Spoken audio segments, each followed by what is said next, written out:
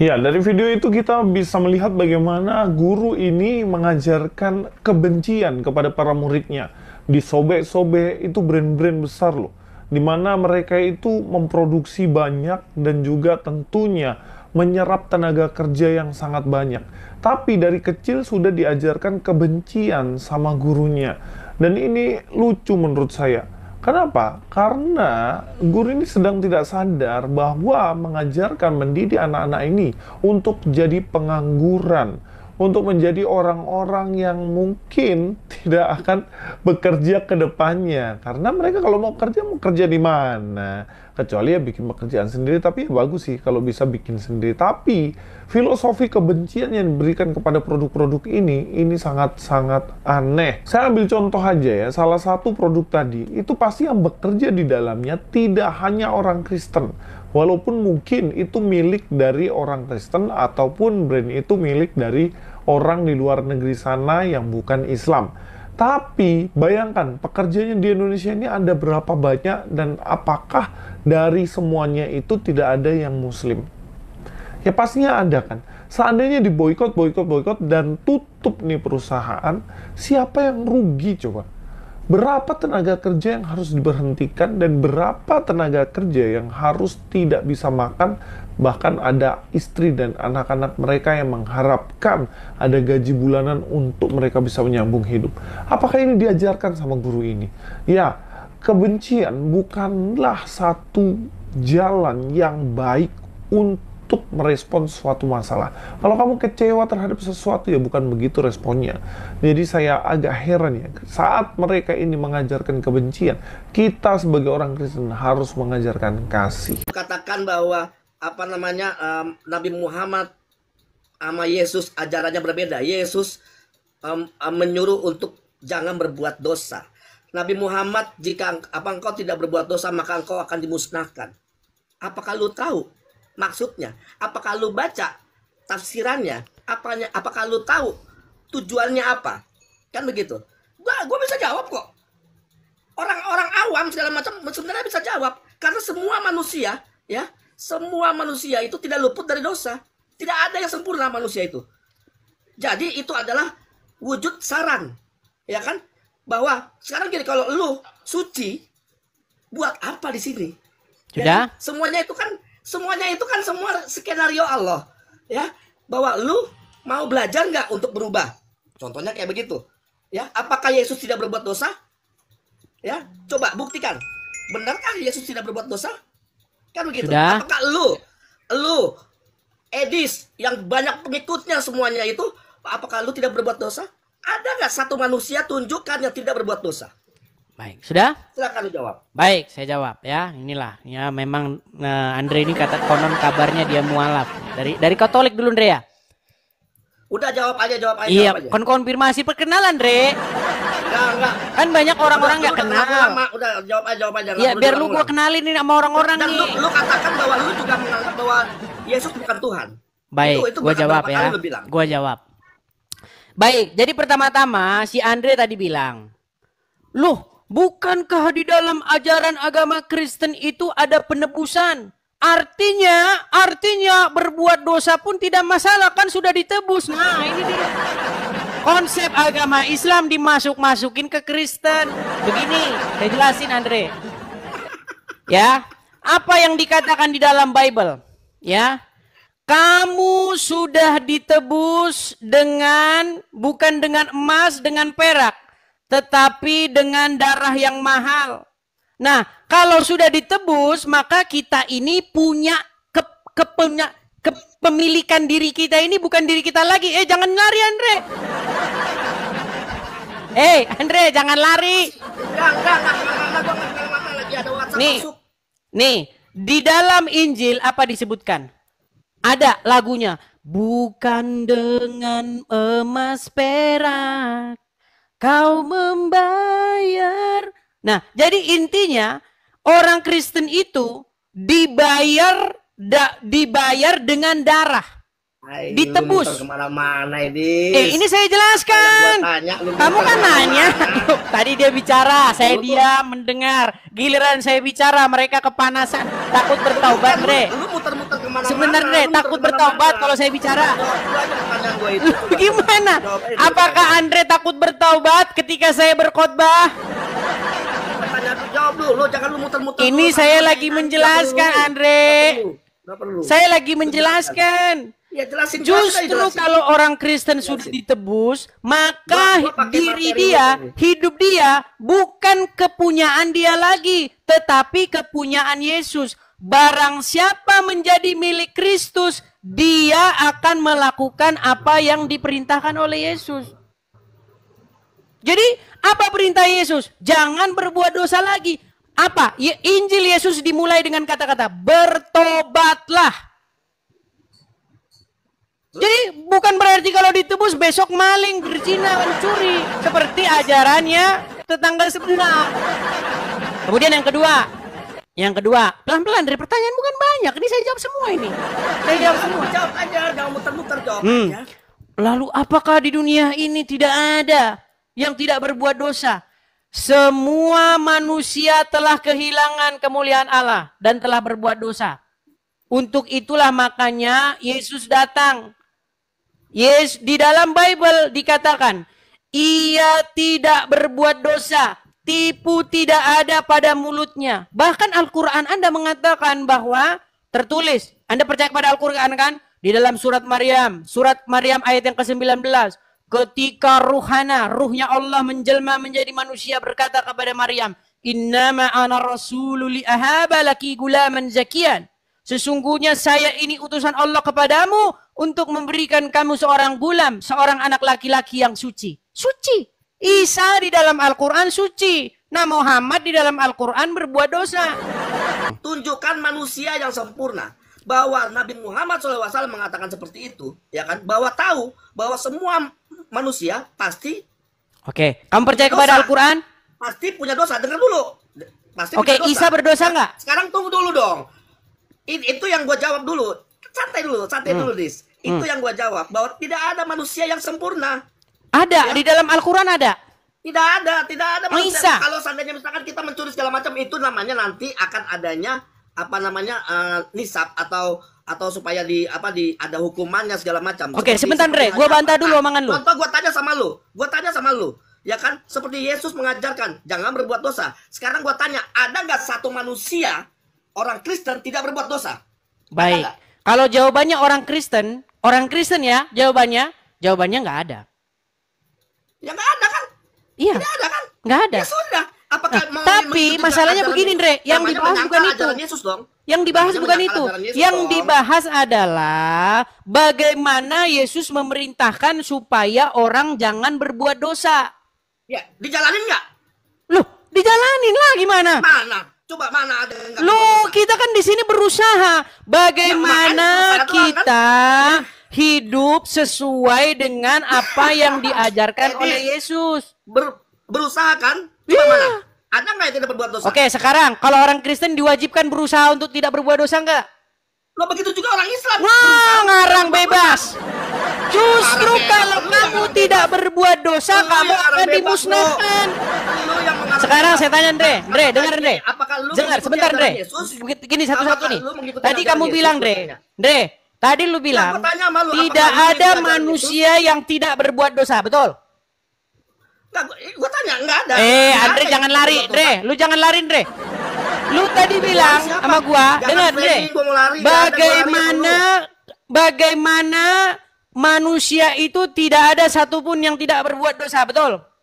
Betul. Oke. Nggak ada. Lu percaya Al-Quran kan? Hmm?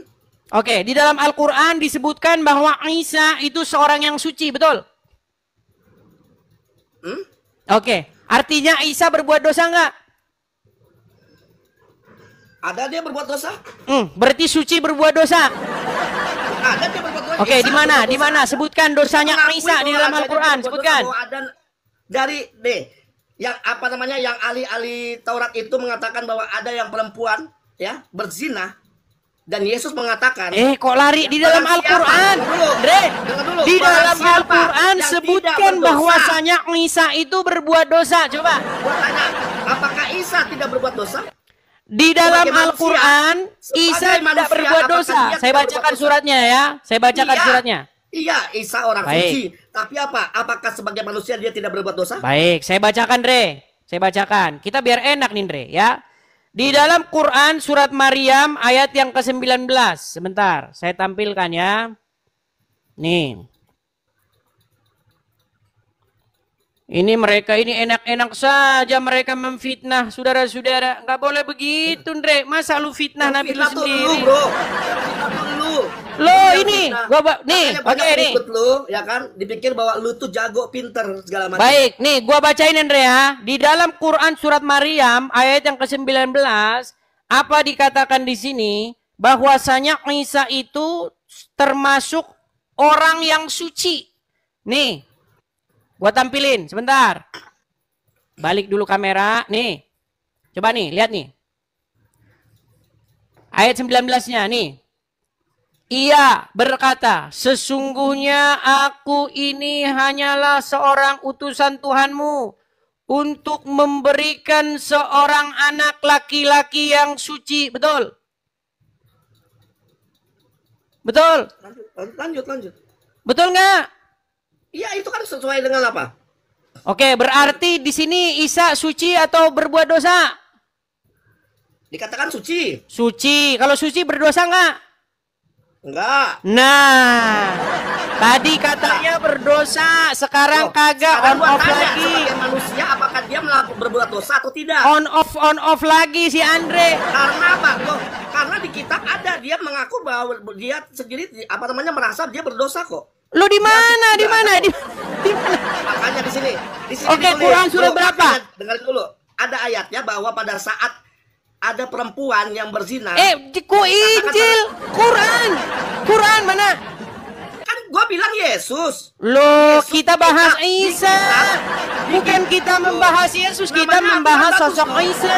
Kurang bagus dok Dre, mengatakan bahwa Isa itu suci. di dalam enggak Betul gini. nggak? Enggak Betul mungkin, denger Dre. Betul Lu kan nggak? kagak percaya sama Injil. Lu percaya nggak? sama Quran. Walaupun Quran nyuruh lu percaya Bagus sama dong kalau Injil. itu Quran mengatakan Isa suci, betul nggak?